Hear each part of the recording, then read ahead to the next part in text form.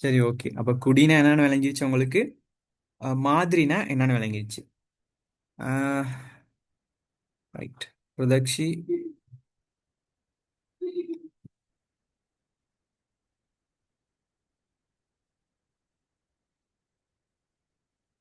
Okay Pradakshi, I received your message. That's okay. Okay, அப்ப குடினா என்னன்னு சொன்னேன், மாதிரினா என்னன்னு சொன்னேன். இப்ப ருஷாந்தினி சொல்லுங்க. ஆஹ், ருஷாந்தினி இப்போ ஒரு ஆய்வு செய்ய போறீங்க. சரியா? இந்த டித்வா புயலால பாதிக்கப்பட்ட விவசாயிகளை பத்தி ஒரு ஆய்வு செய்ய போறீங்க. சரி, விளங்கிச்சா? ஓ அண்ணா. எஸ். இதுல குடி என்ன, மாதிரி என்ன?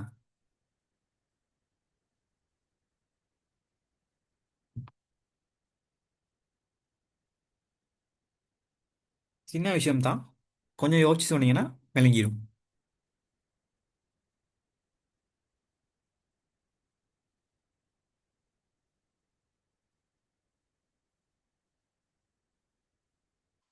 ருஷாந்தினி, ஓ அண்ணா. கேள்வி விளங்கிருச்சா? இன்னொரு முறை சொல்லுங்க அண்ணா. யா. அதாவது இப்ப டித்வா புயல் வந்துச்சு இல்லையா? டித்வா புயலால பாதிக்கப்பட்ட விவசாயிகளை பத்தி ஒரு ஆய்வு செய்ய நீங்க இருக்கீங்க. ரைட். ஸோ இந்த ஆய்வுல வந்து குடி குடி வந்து என்னவா இருக்கும், மாதிரி வந்து என்னவா இருக்கும். இதுக்கு ஆன்சர் பண்ணிட்டீங்கன்னா உங்களுக்கு விளங்கிச்சு நான் எடுத்துக்குவேன். இல்லாட்டி உங்களுக்கு விளங்கல ஒழுங்கா. ரைட். பிள்ளையா இருந்தா பரவாயில்ல, யூ கேன் சே. குடி வந்து அந்த டிட்வா புயலினுடைய பாதிப்பு, மாதிரி வந்து அதுல பாதிக்கப்பட்டவர்கள். நோரு Shanthini. Wait, I will tell. Dhanushika சொல்லுங்க பாப்போம். அண்ணா குடினா எஸ்.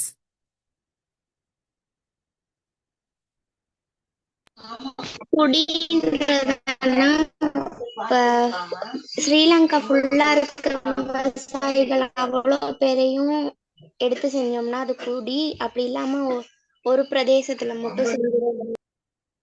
யா, almost correct. Very good Dhanushika. Very good. Dhanushika சொன்னது கரெக்ட் ருஷாந்தினி. அதாவது இப்போ நான் என்ன கேட்டேன்னு சொன்னா, டித்வா புயலால பாதிக்கப்பட்ட விவசாயிகளை பத்தின ஒரு ஆய்வு செய்ய போறீங்க.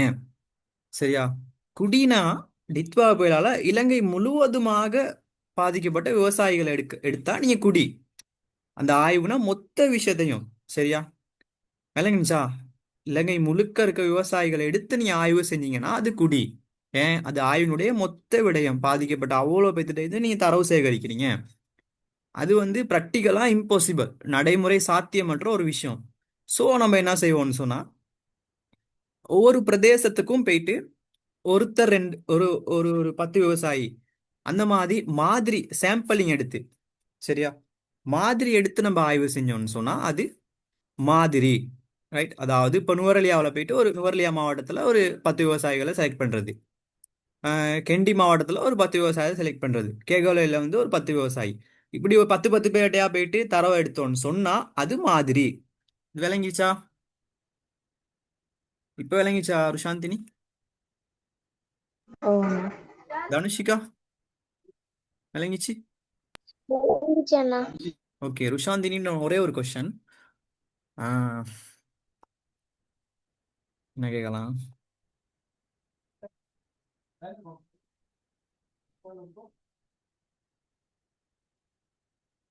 சரி, பல்கலைக்கழகத்திற்கு வந்து ஆஹ், பல்கலைக்கழகத்திற்கு வந்து உள்வாங்கப்படுற மாணவர்கள்ட்டு மாணவர்கள்ட்டு இப்படி கேட்கலாம். சாரி, நான் இன்னொரு கேள்வி கேட்கிறேன்.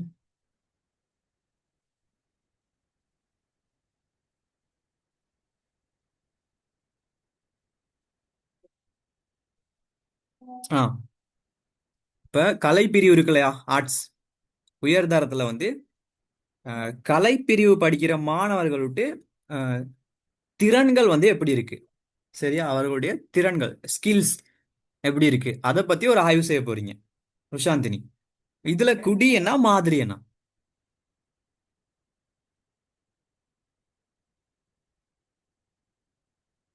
குடி வந்து மொத்தமா வந்து இலங்கையை எடுத்து அதுல ஆர்ட்ஸ் கலைப்பிரிவில் இருக்கிறவங்களோட திறனை வந்து எஸ் எடுக்கிறதும், எஸ் மாதிரி வந்து ஏதாவது குறிப்பிட்ட ஒரு பாடசாலையை தெரிவு செஞ்சு அங்க போய் அந்த திறனை வந்து பாக்குறது. Is almost correct. அதாவது குடினா தான், அதாவது இலங்கை முழுக்கவும் கலைப்பிரிவு மாணவர்களை தெரிவு செஞ்சு அவர்கள்ட்ட இருந்து தரவை வந்து, சரியா, திறன் அல்ல, தரவு, சரியா, நம்ம தரவை தான் வந்து பெற்றுக்கொள்ள இயலும். ரைட். தரவை வந்து பெற்றுக்கொண்டு நம்ம ஆய்வு செஞ்சோம்னு சொன்னா அது குடி. அது நடைமுறை சாத்தியமற்ற ஒரு விஷயம் ஏன்னா. ஸோ மாதிரி எடுக்கிறது, அதாவது அந்த குடியை பிரதிநிதித்துவப்படுத்துற வகையில வந்து இப்போ ஒரு மாவட்டத்துக்கு ஒரு 10 பேர், 10 மாணவர்களை தெரிவு செஞ்சு அந்த மாதிரி ஆய்வுகள் ஆய்வு தரவை சேகரித்து ஆய்வை மேற்கொண்டோம்னு சொன்னால் அது மாதிரி. ரைட். ஸோ கிளியர்னு நினைக்கிறேன். குடினா என்ன, மாதிரினான்ட்டு இன்னும் கொஞ்சம் வாசி தெரிஞ்சுக்கொள்ளுங்க. உங்களோட எக்ஸாமுக்கு குடி என்பதால் கருதப்படுவது யாது, மாதிரி என்பதால் கருதப்படுவது யாதுன்னு கேள்விகள் வந்திருக்கு. எம்சிக்யூக்கெல்லாம் அதிகமாக வருது. ஸோ அதையும் கவனிச்சுக்கொள்ளுங்க. ரைட். இப்போ இன்னொரு விஷயம், அடுத்த விஷயத்துக்கு போகிறோம். ஆய்வுகளை மேற்கொள்ள பயன்படுத்தப்படும் முறைகள். சரியா, இந்த ஆய்வு தான், சரியா, இந்த சர்வே. சரியா, ஆய்வுன்னு என்னன்னு பார்த்தோம். ஆய்வு வந்து முதலாம் நிலை தரவு சேகரிக்கப்படுற ஒரு முறை. ரைட். என்னது? வினா கொத்துக்கள், நேர்காணல்கள், கலந்துரையாடல் மூலம் தரவுகளை சேகரிக்கிறது தான் ஆய்வுகள். இந்த ஆய்வுகளில் வந்து என்னென்ன முறைகளை பயன்படுத்தி தரவுகள் மேற்கொள்ளப்படுதுன்னா, ஒன்று வினா கொத்து, இன்னொன்று நேர்காணல்கள். சரியா, இது வந்து அந்த உள்ளுக்கு போய்கிட்டே இருக்கும், சப்ஹெட்டிங்ஸ் மாதிரி. ரைட். ஆய்வுகளில் வந்து பயன்படுத்தப்படுற முறைகள், அதாவது என்னென்ன முறைகள் மூலம் தரவு சேகரிக்கப்படுது. ஒன்று வினா கொத்து. சரியா, வினா கொத்துனா என்ன?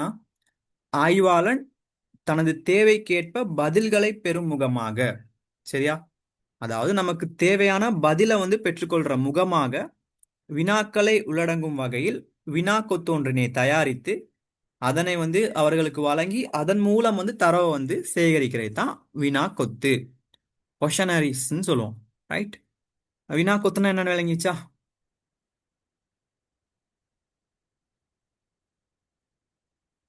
ஸ்டூடெண்ட்ஸ்?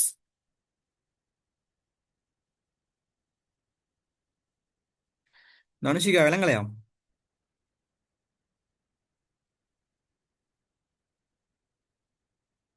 விஷாந்தினி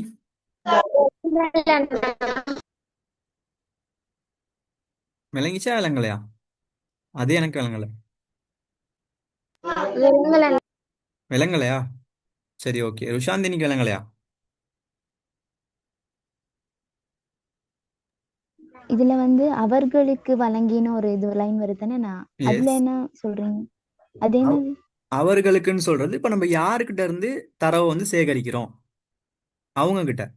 சரியா, இப்ப விவசாயிகள்ட்ட இருந்து நமக்கு தரவு தேவைன்னா விவசாயிகளுக்கு வழங்கி அப்படின்னு வரும். மாணவர்கள்ட்ட இருந்து தரவு சேகரிக்கிறோம்னா மாணவர்களுக்கு வழங்கி. நம்ம யாருக்கிட்ட இருந்து தரவு வந்து நமக்கு வேணுமோ அவங்க கிட்ட கொடுத்து அதன் மூலம் வந்து நம்ம தரவு சேகரிக்கும். அதான் அந்த அவர்களுக்கு அப்படிங்கிற மீனிங். விளங்கிச்சா? திருப்பி சொல்றேன் தனுஷிகா. சரியா, இப்ப முதலாம் நிலை தரவு சேகரிப்பு வந்து சேகரிக்கப்படுற முறைகள் வந்து 3 இருக்கு பிரதானமா. ஒன்று ஆய்வுகள், சர்வே, அவதானிப்பு, அளவீடு. இது 3 தானே. இப்போ இதெல்லாம் ஆய்வுகள் பத்தி படிச்சுட்டு இருக்கோம். ஆய்வுனா என்னன்னு பார்த்தோம். அப்புறம் குடி மாதிரின்னு ஒரு விஷயம் பார்த்தோம். இப்ப ஆய்வுல வந்து என்னென்ன முறைகள் வந்து பயன்படுத்தப்படுது. சரியா, ஆய்வுல வந்து என்னென்ன முறைகள் வந்து பயன்படுத்தி தரவு சேகரிக்கப்படுதுன்னு பார்த்தோம். அதுல ஒன்று தான் வினா கொத்து. ஒன்று வினா கொத்து, இன்னொன்று நேர்காணல், இன்டர்வியூ. நேர்காணல் இன்டர்வியூ, வினா கொத்து கொஷனரி. சரியா, இந்த வினா கொத்துனா என்னன்னு பார்த்தோம்னு சொன்னா, ஆய்வாளன், அதுக்கான அர்த்தம் வந்து ஆய்வாளன் வந்து தனது தேவைக்கேற்ப, சரியா, நம்மளோட ஆய்வு நோக்கத்திற்கு அமைவாக வந்து பதில்களை பெறும் முகமாக, சரியா, பதில்களை பெறும் முகமாக வந்து வினாக்களை உள்ளடக்கி, சரியா, வினாக்களை உள்ளடக்கி வினா கொத்து ஒன்றினை தயாரிச்சு அதுல வந்து ஒரு ஒரு ஷீட் எடுத்துக்கிட்டு அதுல நிறைய கேள்வி இருக்கும், ஒரு 10 கேள்வி இருக்கும். சாரி, உங்களுக்கு என்னென்ன என்னென்ன பதில் வேணுமோ அதுக்கேற்ற மாதிரி நீங்க ஒரு 10 கேள்வியை, ஒரு 10 15 கேள்வியை உள்ளடக்கி ஒரு வினா கொத்து ஒன்று தயாரிப்பீங்க. அதை வந்து கொடுப்பீங்க. சரியா, கொடுத்து இப்போ அதை அதுக்கு வந்து அவங்க பதில் பதில் அளிப்பாங்க தானே. அதுல இருந்து நீங்க தரவை வந்து எடுத்துக்கொள்வீங்க. இதுதான் நடந்திருக்கு, இதுதான் பிரச்சனை. அதுதான் வினாக்கொத்து, சின்ன விஷயம். விளங்கிச்சா?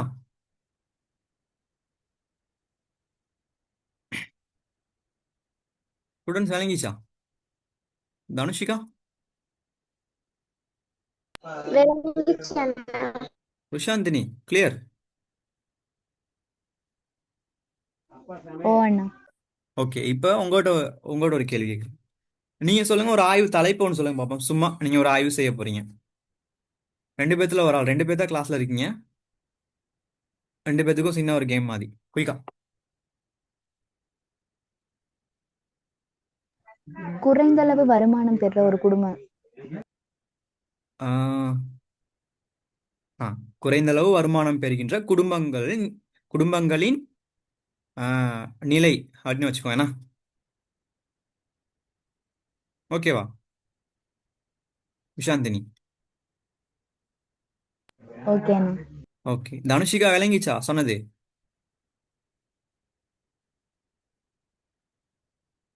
விளங்கல அண்ணா.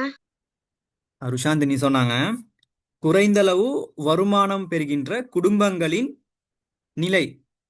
சரியா? குறைவா வருமானம் கிடைக்கிற குடும்பங்கள்ட்ட நிலை எப்படி இருக்கு, அவன் என்னென்ன சவால்களை எதிர்நோக்குறாங்க, அந்த மாதிரி அதை ஃபுல்லா உள்ளடக்கின மாதிரி ஒரு ஆய்வு செய்ய போறாங்க ருஷாந்தினி. சரியா? இப்ப அதுக்கு தனுஷிகா இப்போ ஒரு தரவு வேணும். ஏன்னா அந்த அந்த ஆய்வு செய்யறதுக்கு தரவு வேணும். சரியா? இந்த அண்ணா ஆய்வு. கொஞ்சம் சாரி தனுஷிகா, கேட்கல. இன்னொருக்கா சொல்லுங்களேன் அண்ணா, விளங்கல. சரி, ஓகே. அதாவது குறைந்த வருமானங்களை பெறும் குடும்பங்களின் நிலை, இதான் தலைப்பு. விளங்கிச்சா? அண்ணா. ஓகே. அதாவது குறைஞ்ச வருமானம் பெற குடும்பங்கள் வந்து என்னென்ன சவால் எதிர்நோக்குறாங்க, ஏன் அவங்களுக்கு வருமானம் குறைவு, இந்த மாதிரி இதெல்லாம் உள்ளடக்கின மாதிரி ஒரு ஆய்வு. சரி, இதுக்கு வந்து இந்த ஆய்வு தலைப்பு எடுத்துக்கிட்டோம்னு சொன்னா, இதுக்கு வந்து தரவு வந்து கண்டிப்பா முதலாம் நிலை தரவை தான் நம்ம எடுக்கணும். சரியா? ஸோ முதலாம் நிலை தரவுகளை வந்து ஆய்வுகள், இந்த சர்வே மெத்தடை பயன்படுத்தி டேட்டா கலெக்ட் பண்ண போறோம் இப்போ நம்ம. சரியா? அதுல ஒரு முறை தான் என்னது, வினா கொத்து. சரியா? இப்ப ருஷாந்தினி வினா கொத்து தயாரிக்கணும். ஒரு அவங்களுக்கு என்னென்ன பதில் வேணுமோ அதுக்கு ஏத்த மாதிரி அவங்க வினா கொத்து ஒன்று தயாரிக்கணும். ருஷாந்தினி சும்மா சொல்லுங்க, ஒரு ஒரு கொஷனரி நீங்க ரெடி பண்ண போறீங்க. என்னென்ன கொஷன் செட் பண்ணுவீங்க அந்த ஆய்வுக்கு பொருத்தமான வகையில? மொத்தமா அந்த குடும்பத்துல எத்தனை பேர் இருக்காங்க? ஓகே, வேற?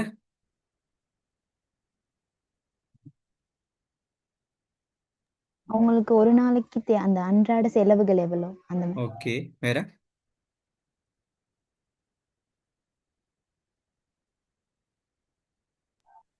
வேற என்ன தேவைகள் இருக்குன்னு பார்க்கணும். Okay, good ருஷாந்தினி. ஆஹ், அந்த மாதிரி தான். இப்ப உங்களுக்கு என்னன்னா, உங்க ஆய்வுக்கு வந்து தரவு வேணும். சரியா? இப்படிதான் உங்க ஆய்வுக்கு வந்து தரவு வேணும். சரியா? இப்ப அவங்க சொல்ற பதில்ல இருந்து தான் நீங்க தரவு எடுக்க போறீங்க. உங்களுக்கு தேவையான பதில பெறுற வகையில நீங்க கேள்வி அமைக்கணும். சரியா? இப்போ உங்களுக்கு கண்டிப்பா என்னது, அவங்களுக்கு எவ்வளவு வருமானம் வருது அப்படிங்கிற வந்து தரவு வந்து உங்களுக்கு வேணும். அப்ப நீங்க கேள்வி எடுப்பீங்க. உங்களுடைய ஒரு நாளாந்த, சாரி, நாளாந்த இல்லாட்டி மாதாந்த வருமானம் எவ்வளோ, சாதாரண வருமானம் எவ்வளோ, அந்த தரவை எடுத்து அந்த கேள்வியை போட்டீங்கன்னா அதுக்கு அவங்க பதில் சொல்லுவாங்க. எனக்கு இந்த அமௌண்ட் வருமானம் வருது. ஸோ உங்களுக்கு ஒரு பதிலும் கிடைக்கும், தரவு கிடைக்குது. ஆ இவ்வளோ வருமானம் கிடைக்குது.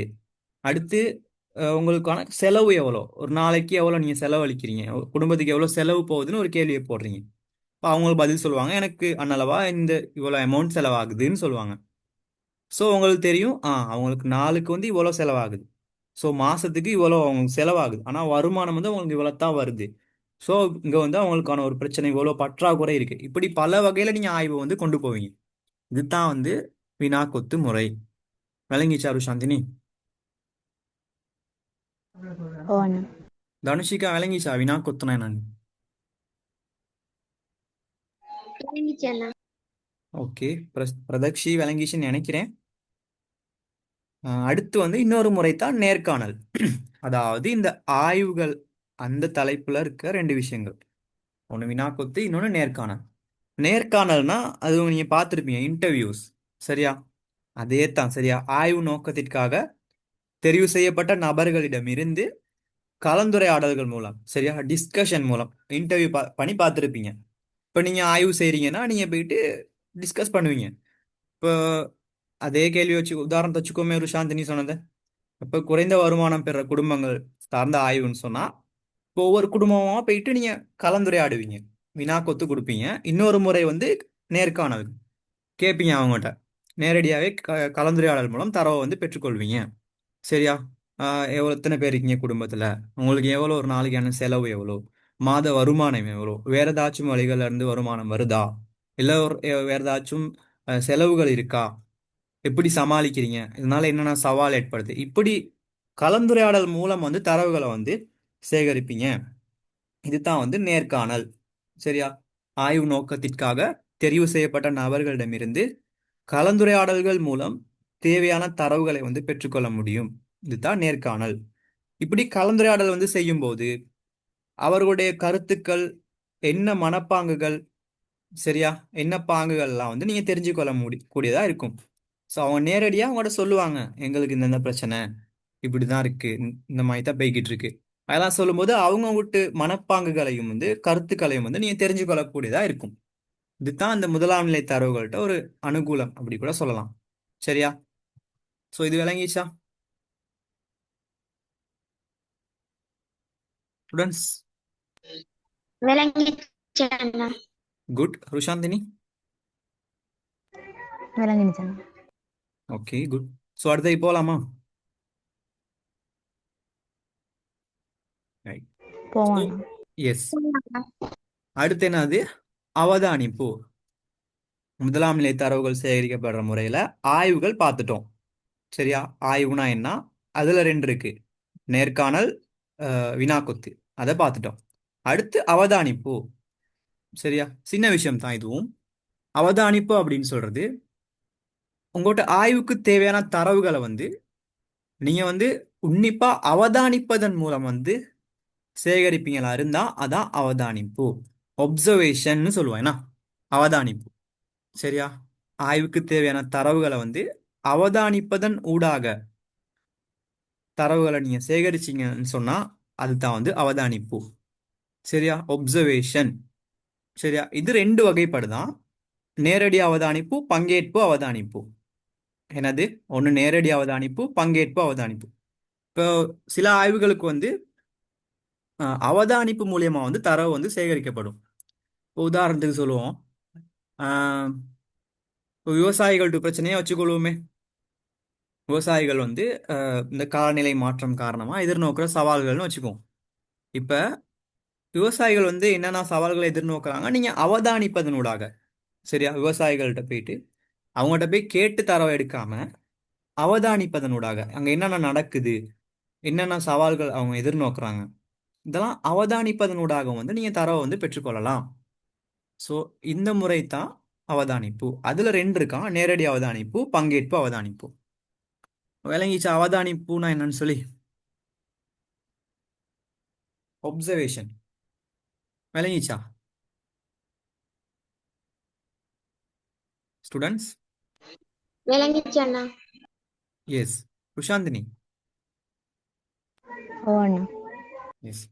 சில ஆய்வுகளுக்கு வந்து இப்படி அவதானிப்பு மூலமா தான் தரவு வந்து சேகரிப்பாங்க. சில இப்போ போய் எல்லா இதுலையும் டேட்டா தர மாட்டாங்க. ஏன்னா இப்போ உதாரணத்துக்கு இப்போ விவசாயிகள் வந்து இப்போ டித்வா புயல்ல பாதிக்கப்பட்டு இருக்காங்கன்னு வச்சுக்கோமே. விவசாய நிலங்கள்லாம் அழிஞ்சி ஆஹ், ஒரு பெரியமான ஒரு சிரமமான நிலையில இருக்காங்க. அந்த டைம்ல நீங்க அவங்க வீட்டுக்கு போயிட்டு நான் ஒரு ஆய்வு செய்ய போறேன், எனக்கு தரவு வேணும், நான் கேட்கறதுக்கெல்லாம் நீங்க பதில் சொல்லுங்க, இல்லாட்டி நான் அந்த வினாக்கொத்து ஒன்று தயாரிச்சிருக்கேன், எதுக்கு நீங்க பதில் அளிங்க அப்படின்னு சொன்னா ஒத்துக்குவாங்களா ஒத்துக்க மாட்டாங்களா? தனுஷிகா என்ன செய்வாங்க? ஒத்துக்க மாட்டாங்க அண்ணா. எஸ். பொதுவா அநேகமா என்ன செய்ய மாட்டாங்க, ஒத்துக்க மாட்டாங்க. அதோட அவங்களோட மனநிலையை வந்து நம்ம தெரிஞ்சுக்கணும். ஏன்னா சரியா, சில பேர் வந்து ஊத்து பேசலாம் ஏசி அனுப்பிடுவானுங்க. இதெல்லாம் நடந்திருக்கு, டு பி ஹானஸ்ட். சரியா? ஸோ இந்த மாதிரி விஷயங்கள் இருக்கு. ஸோ அந்த மாதிரி சமயங்களில் தான் இந்த அவதானிப்பு முறையை வந்து நம்ம கையாள்வோம். சரியா? என்ன செய்வோம், அவங்கள்ட்ட போய் கேட்காம அவங்கள அவதானிப்போம். இந்தந்த சவாலை எதிர்நோக்குறாங்க, இதுதான் நடக்குது, இப்படி இது மூலியமாவும் வந்து தரவை நம்ம வந்து சேகரிக்கலாம், முதலாம் நிலை தரவை. சரியா? இதுல வந்து ரெண்டு இருக்கு, நேரடி அவதானிப்பு, பங்கேற்பு அவதானிப்பு. நேரடி அவதானிப்பு அப்படின்னு சொன்னா அந்த பேர்ல இருக்கு. சரியா, இதெல்லாம் சின்ன விஷயங்கள், ரைட்? ஆய்வாளன் நேரடியாக மிகவும் உன்னிப்பாக அவதானித்து தரவை சேகரித்தல் ஆகும். சரியா, டிரெக்டா ஒப்சர்வேஷன் மூலயமா வந்து தரவை வந்து சேகரிக்கிறான். சரியா, நேரடி நேரடியா அவதானிக்கிறான். சரியா, இப்போ ஒரு விஷயத்த வந்து அவன் நேரடியா அவதானிச்சு அதுல இருந்து தரவை சேகரிக்கிறான். தான் நேரடி அவதானிப்பு. அதுக்கு உதாரணம் பாருங்க, நதிகளின் போக்கு, நீர்மட்டம் மாற்றம் அடையும் விதம், இதுகெல்லாம் வந்து நேரடி அவதானம் மூலம் பெற்றுக்கொள்ளலாம். சரியா, அதாவது ஆஹ், இப்போ ஒரு நதி இருக்கு. சரியா, அந்த நதி விட்டு போக்கு எப்படி இருக்கு? சரியா, அப்போ உங்க ஊர்ல வந்து ஒரு ஒரு ஆறு இருக்குன்னு வச்சுக்கொள்ளுங்களேன். சரியா, இப்போ அந்த ஆறை வந்து நீங்க அவதானிக்கிறீங்க. சரி, ஒவ்வொரு நாளும் போயிட்டு அவதானிக்கிறீங்க. சரியா, சில நேரங்கள்ல வந்து அதிகமா அதுல வந்து தண்ணி போகும். சரியா, அதிகமா நீர் போகுது. சில நேரங்கள்ல வந்து தண்ணி இல்லாம அந்த ஆறு வறண்டு போயிட்டு இருக்கு. சரியா, அப்ப நீங்க உங்க ஆய்வுக்கு இப்ப அந்த நதி சார்ந்து ஒரு ஆய்வு செய்றீங்கன்னு சொன்னா, இந்தந்த காலங்கள்ல வந்து நதியில நீர் அதிகமா இருக்கும். சாரி, இந்தந்த காலங்கள்ல வந்து நீர் இருக்காது. இப்படி வந்து ஒரு முடிவை வந்து நீங்க சொல்லலாம். ஏன்? நீங்க நேரடியா அவதானிச்சிருக்கீங்க.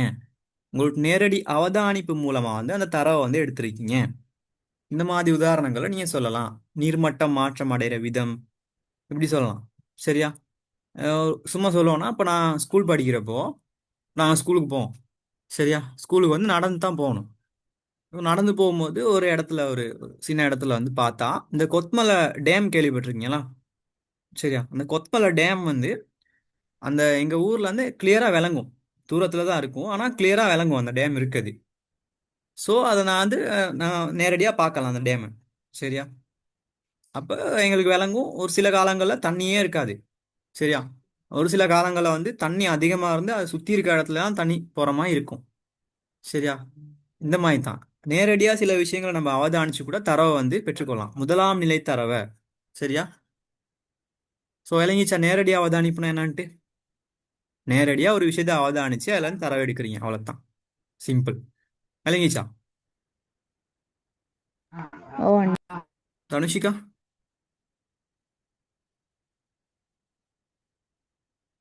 தனுஷிகா, விளங்கி விளங்கிச்சு. எஸ். ஸோ இனிமே நீங்க என்ன செய்யணும்னு சொன்னா, நீங்க புவியியல் படிக்கிறீங்கன்னா, ஜியோகிராபி ஸ்டூடெண்ட்ஸ், உங்க சூழலை சுத்தி இருக்க புவியியல் பிரச்சனைகள், சரியா, புவியியல் பிரச்சனைகள், சமூக பிரச்சனைகளை வந்து நீங்க அவதானிக்கணும். புவியியல் கண்ணோட்டத்துல பார்க்கணும். அது நான் புவியியல் கண்ணோட்டம் அப்படின்னு கேட்டீங்கன்னு சொன்னா, புவியியல் சார்ந்து அந்த பிரச்சனையை நீங்க நோக்கணும். ஸோ நேரடியா நீங்க அவதானிக்கணும் விஷயங்களை. சரியா, அவதானிக்கிறது மூலமா இல்ல கலந்துரையாடல் மூலமா அதுக்கான தரவை நீங்க சேகரிக்கணும். யாராச்சும் இதுல முடிஞ்சா, சரியா, சும்மா அடுத்தடுத்த கிளாஸ்ல என்கிட்ட வந்து சொல்லுங்க. சரியா, ஆனா நான் எங்க ஊர்ல இப்படி ஒரு பிரச்சனையை பார்த்தேன். சரியா, அதுக்கு வந்து இப்படி என்னோட அவதானிப்பு மூலமா அதுக்கான ஒரு, அதுல இருந்து ஒரு விஷயத்தை நான் எடுத்துக்கிட்டேன். இந்த மாதிரி யாராச்சும் சொல்றீங்களான்னு பார்ப்போம் கிளாஸ்ல. சரியா, தனுஷிகா, பிரசாந்தினி, பிரதக்ஷி, 3 பேர் இருக்கீங்க. மேபி ரெக்கார்டிங் ஸ்டூடெண்ட் பார்ப்பாங்க. யாராச்சும் சரிங்களான்னு பார்ப்போம். சரி, அப்போ அடுத்து வந்து பங்கேற்பு அவதானம். என்ன, அவதானிப்புல ரெண்டு, நேரடி அவதானிப்பு, இன்னொன்று பங்கேற்பு அவதானிப்பு. ஸோ நேரடி அவதானிப்பு பார்த்துட்டோம். அடுத்து பங்கேற்பு அவதானம் என்னன்னு சொன்னா, ஆய்வாளன் களத்திற்கு சென்று பங்கேற்பு மூலம் தரவுகளை பெற்றுக்கொள்ளும் முறையாகும். பங்கேற்று அவதானிப்பதன் மூலம். சரியா, அந்த பேர்லயே தான் இருக்கு விஷயம். நீங்க ஒண்ணுமே குழம்ப தேவையில்ல. சரியா, அதாவது இப்ப இதுக்கு ஒரு உதாரணம் சொல்றேன் பாருங்க. மீனவர்களோடு இணைந்து பங்கேற்று தேவையான தரவுகளை பெற்றுக்கொள்ளும். இப்போ ஒரு மீனவர்கள்ட்ட இருந்து நமக்கு தரவு தேவை. சரியா, மீனவர்கள்ட்ட இருந்து தரவு தேவை ஒரு ஆய்வுக்காக. ஸோ நம்ம என்ன செய்யறோம்னு சொன்னா, மீனவர்கள்ட்ட போறோம். இப்போ மீன் பிடிக்க போவாங்க தானே போட்ல, அவங்க கூட நம்மளும் போறோம் போட்ல சேர்ந்து. சரியா, அவங்களோட பங்கேற்று அவங்கோட்டு வாழ்க்கை முறை அவதானிப்பதன் ஊடாக வந்து அதுல இருந்து தரவு சேகரிக்கிறோம்னு சொன்னா அதுதான் பங்கேற்பு அவதானம். சரியா, பங்கேற்பின் ஊடாக தரவுகளை வந்து சேகரிக்கிற முறை. விளங்கிச்சா?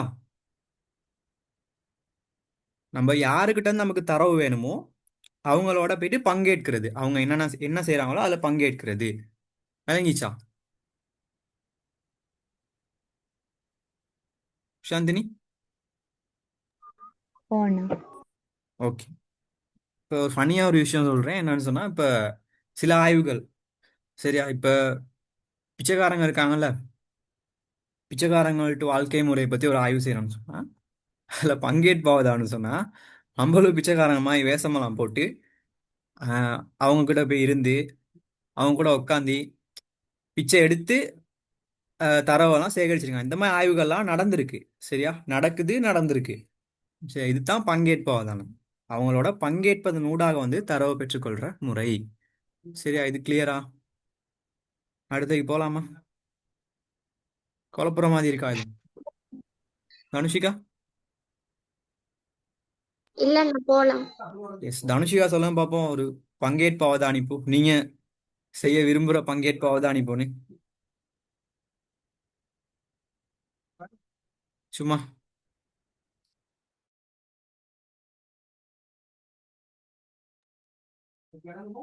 சுஷாந்தினி சொல்லுங்க பார்ப்போம். இருக்கா? நீங்க செய்யற இல்லாட்டி ஒரு உதாரணம் சொல்லுங்க பார்ப்போம்.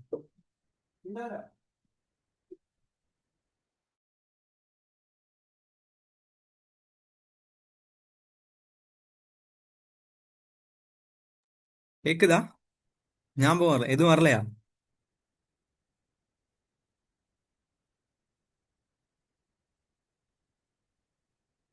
சுஷாந்தினி? ஓண்ணா. ஓ, எதுவும் வரலையா சொல்றதுக்கு? இல்லண்ணா. சரி, ஓகே. நீங்க சொல்லணும், உதாரணங்கள் கேட்டா பட் பட் பண்ணு சொல்லணும். அப்பதான் அந்த பாடம் வந்து உங்களுக்கு விளங்கியிருக்குன்னு அர்த்தம். சரியா? இன்னொரு உதாரணம் சாதனமா சொல்ல போனா, நீங்க பார்த்துருப்பீங்க, நிறைய விஷயம் ஆய்வுகள் நடந்திருக்கும். இப்ப மலையக பகுதி எடுத்துட்டோம்னு சொன்னா, இப்ப தோட்ட தொழிலாளி இருக்காங்க தானே. எங்க அம்மா கூட ஒரு தோட்ட தொழிலாளி தான். சரியா, எஸ்டேட் ஒர்க்கர் தான். சரியா, இப்ப அவங்க கொழுந்து படி எடுக்கிறாங்க தானே. இப்ப அவங்களோட வாழ்க்கையை பத்தி ஒரு ஆய்வு செய்யணும்னு சொன்னா, வாழ்க்கை முறை எப்படி இருக்குன்னு சொல்லி அவங்ககிட்ட இருந்து நம்ம தரவு வேணும் அப்படின்னு சொன்னா, நம்மளும் போய் கொழுந்து எடுக்கணும் அவங்க கூட சேர்ந்து. சரியா? ஆஹ் அதன் ஊடாக வந்து அவங்களோட காய்ச்சிக்கிட்டே கொழுந்து எடுக்கிறது. நீ டிவில எல்லாம் கூட பார்த்துருப்பீங்க. சரியா, இந்த மாதிரி விஷயங்கள் தான் பங்கேற்பு அவதானிப்பு அப்படின்னு நம்ம சொல்லுவோம். சரியா, நிறைய இருக்கு. விவசாயிகள்கிட்ட போய் சேர்ந்து அவங்கள்ட்ட வேலை செஞ்சுக்கிட்டே அப்படியே தரவு சேகரிக்கிறது, காய்ச்சிக்கிட்டு, அந்த மாதிரி விஷயங்கள் தான் இந்த பங்கேற்பு அவதானிப்பு அப்படின்னு சொல்றோம். ஸோ அது விளங்கிச்சுன்னு நினைக்கிறேன். அடுத்து பார்க்குறோம் அளவீடுகள். சரியா, இது என்ன? முதலாம் நிலை தரவு சேகரிப்பு முறையில ஆய்வுகள் பார்த்துட்டோம், அவதானிப்பு பார்த்துட்டோம், கடைசியா ஒண்ணே ஒன்று இருக்கு, அளவீடுகள். சரியா, அளவீடு மூணாவது, லாஸ்ட் ஒன். சரியா, இது சின்ன விஷயம்தான். சரியா, அளவீடுன்னு சொல்றது சில தரவுகளை பெற்றுக்கொள்வதற்கு அளவீடுகள் பயன்படுத்தப்படுதான். சரியா, அதாவது சில உபகரணங்கள் மூலம். சரியா, உபகரணங்கள் ஊடாக வந்து அளந்து தரவை எடுக்கிறோம்னு சொன்னா அதான் அளவீடுகள். எல்லா விஷயமும் அந்த பேர்லயே இருக்கு. சரியா, ஸோ நீங்க ஒண்ணுமே கன்ஃபியூஷன் ஆக தேவையில்லை.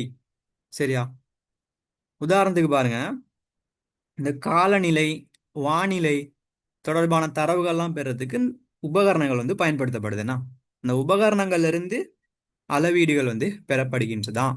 உதாரணம் சொல்ல போனா, மலை வீழ்ச்சி, மலைமானி, மலை வீழ்ச்சி அளக்கிற உபகரணம் என்ன? மலைமானி. சரியா, இந்த மலைமானியின் ஊடாக வந்து மலை வீழ்ச்சி பற்றின தரவை வந்து நம்மளால எடுத்துக்கொள்ள முடியும். ஸோ இதுதான் வந்து அளவீடுகள். சரியா, ஆஹ் இப்போ வெப்பநிலை தரவு வேணும்னா வெப்பமானி, வெப்பமானியை வச்சு வெப்பநிலை தரவை வந்து எடுத்துக்கொள்ளலாம். சரியா, இப்போ மாணவர்கள் விட்டு நிறை சார்ந்து உங்களுக்கு தரவு வேணும்.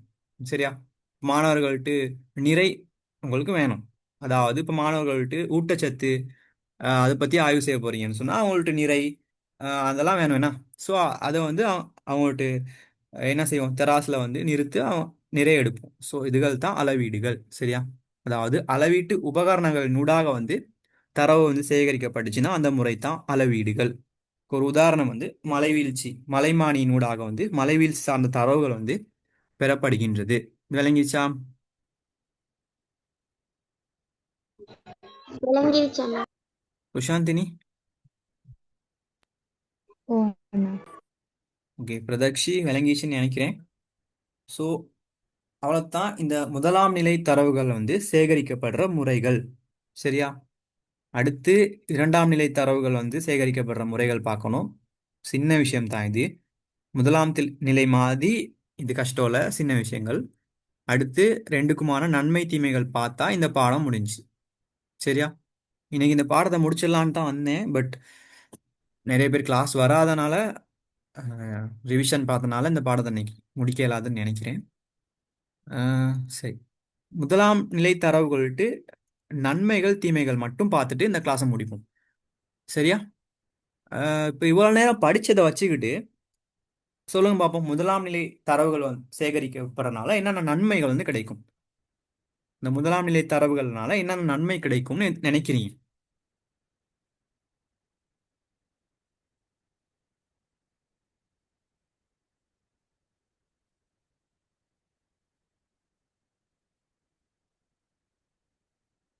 ஸ்டூடெண்ட்ஸ் சொல்லுங்க. பிள்ளையா இருந்தா பரவாயில்ல, நான் ஏற்கனவே சொல்லியிருக்கேன். சொல்லணும், நீங்க முன் வரணும். என்ன உஷாந்தினி? தரவுகள் சரியானதாக காணப்படும். குட் பிரதக்ஷி. தரவு எப்படி இருக்கும்? சரியானதா இருக்கும். Okay, good. வேற?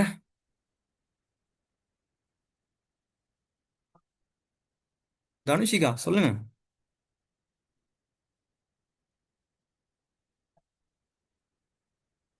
விஷாந்தினி?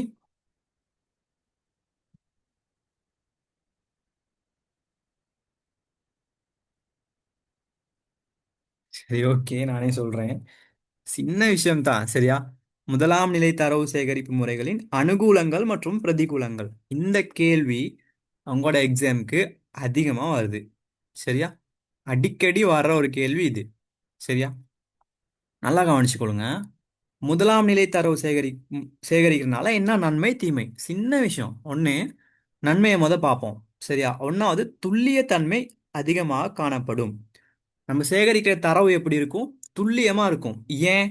நீங்க நேரடியா களத்துக்கு போயிட்டு அவங்க கிட்ட இருந்து தரவை சேகரிக்கிறீங்க. ஸோ தரவு எப்படி இருக்கும்? துல்லியமானதா இருக்கும். சரியா? ஏன்னா நீங்களே நேரடியா போயிட்டு சேகரிக்கிறீங்க. ஸோ தரவின் துல்லியத்தன்மை வந்து அதிகமா இருக்கிறது வந்து முதலாவது நன்மை. இதுதான் பிரதக்ஷி சொன்னாங்க சரியாக இருக்கும் அப்படின்னு சொல்லி. அது ஓகே, ரைட். ரெண்டாவது, நம்பகத்தன்மை உயர்வா இருக்கும். சரி, அந்த தரவு எப்படி இருக்குமா? தரவினுடைய நம்பகத்தன்மை வந்து அதிகமா இருக்குமா? சரியா? அந்த தரவை வந்து நம்பலாம். ஏன்? நீங்களே போய் எடுத்த தரவு தானே, வேற யாரும் சொல்லி நீ எடுக்கலே.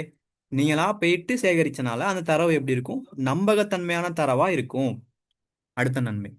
அடுத்து பாருங்க, புதிய தரவுகளை பெற்றுக்கொள்ள முடியும். புதிய புதிய தரவுகளை வந்து பெற்றுக்கொள்ள முடியும்.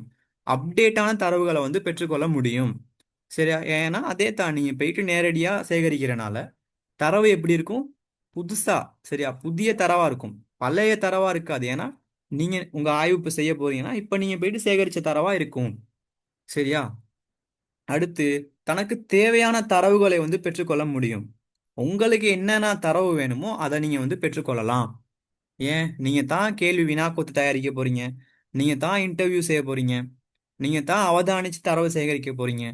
நீங்க தான் அளவீடுகள் மூலம் தரவு சேகரிக்க போறீங்க. ஸோ உங்களுக்கு என்னென்ன தரவு வேணுமோ அதெல்லாமே பெற்றுக்கொள்ளக்கூடியதா இருக்கும்.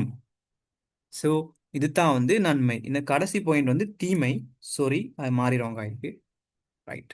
ஸோ இவ்வளவுதான் முதலாம் நிலை தரவு சேகரிப்பு முறையின் அனுகூலங்கள், நன்மைகள். விளங்கிடுச்சா ஸ்டூடெண்ட்ஸ்? விளங்கிச்சா? ஓ, விளங்கிட்டேண்ணா. ஓகே பிரதாக்ஷி. ருஷாந்தினி? ஓ அண்ணா. தனுஷிகா? விளங்கிச்சா? தனுஷிகா என்ன கிளாஸை கட் பண்ணிட்டு போயிட்டீங்களா? விளங்கிச்சு அண்ணா. Okay, right. பிரதிகூலங்கள் பாருங்க, அதாவது தீமைகள். இது சின்ன விஷயம் தான். என்னன்னு சொன்னா அதிக நேரம் செலவாகுமா? சரியா? முதலாம் நிலை தரவு சேகரிக்கிறதுக்கு வந்து அதிக நேரம் செலவாகும். ஏன்? நீங்க நேரடியா அந்த ஆய்வு களத்துக்கு போகணும். சரியா? அவங்ககிட்ட இருந்து தரவு சேகரிக்கணும், வினா கொத்து தயாரிக்கணும், கலந்துரையாடல்களை மேற்கொள்ளணும். இதுக்கெல்லாம் என்ன டைம் வந்து அதிகமா போகும். ஏன்னா ஒரு 5 நிமிஷத்துல செஞ்சுட்டு வர இயலாது. சரியா? நேரம் வந்து அதிகமா செலவாகும். ஸோ இது வந்து ஒரு தீமையா இருக்கு, ஒரு பிரதிகூலமா இருக்கு. அதிக செலவு ஏற்படும். சரியா? அதே ரீசன், செலவு வந்து அதிகரிக்கும். நீங்க போகணும் நேரடியா. இப்ப ஒரு உதாரணத்துக்கு ஒரு ஆய்வு செய்ய போறீங்க. நீங்க வந்து நுவரெலியாவில் இருக்கீங்க. நீங்க செய்ய போற ஆய்வுக்கு வந்து பதுளைக்கு போகணும். ஸோ என்ன போக்குவரத்து செலவு அதிகமா இருக்கும். அங்க போய் நீங்க தங்கணும். ஆஹ் மக்கள்கிட்ட போய் சந்திக்கணும். இப்படி எக்கச்சக்க செலவு வந்து அதிகமா இருக்கும். ஸோ அது ஒரு பிரதிகூலமா இருக்கு.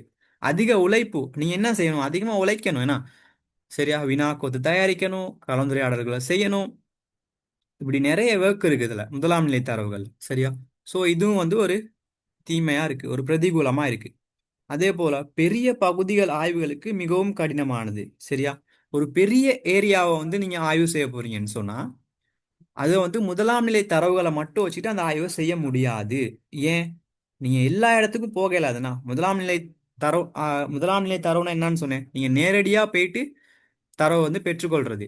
ஸோ பெரிய பகுதிகளை நீங்க ஆய்வு செய்யும்போது எல்லா இடத்துக்கும் உங்களால போக முடியாது. எல்லா இடத்துலையும் போய் தரவு சேகரிக்க முடியாது. ஸோ இதுவும் வந்து ஒரு பிரதிகூலமா இருக்கு. ஸோ அதிக நேரம் செலவாகிறது, அதிக செலவு அதிகமா இருக்குது, அதிக உழைப்பு போறது, பெரிய பகுதிகள் ஆய்வுகளை செய்யறது கஷ்டமா இருக்குது. இதெல்லாம் இந்த முதலாம் நிலை தரவுகள் விட்டு பிரதிகூலங்கள். ஸோ விளங்கிச்சா முதலாம் நிலை தரவு சேகரிப்பு முறை விட்டு அனுகூலங்கள் மற்றும் பிரதிகூலங்கள்? இல்லை ஏதாச்சும் டவுட் எதுவும் இருக்கா? தனுஷிகா, ருஷாந்தினி, பிரதக்ஷி, ஓகே ஓகே அண்ணா. ஓகே அண்ணா. டன். ஸோ நீங்க என்ன செய்யணும்? உங்களுக்கு ஒரு ஒர்க் தரேன். கிளாஸ் முடிய நீங்க யோசிச்சு ஒரு ஒரு ஒரு ஆய்வு வந்து ஒரு ஆய்வு தலைப்பு ஒன்று எடுக்க போறீங்க. சரியா? சும்மா சாதாரணமா ஒரு ஆய்வு எதுவா இருந்தாலும் சரி. புவியியல் சார்ந்த ஆய்வா இருந்தா மச் பெட்டர். சரியா? ஒரு ஆய்வு தலைப்பு எடுக்கிறீங்க. அடுத்து என்ன செய்றீங்கன்னு சொன்னா அதுக்கு வந்து தரவு வந்து எப்படி எங்க எங்க இருந்து தரவு எடுப்பீங்க? சரியா? சும்மா லிஸ்ட் டவுன் பண்றீங்க. இணையமா இல்ல முதலாம் நிலை தரவா, என்ன, எனிதிங். சரியா?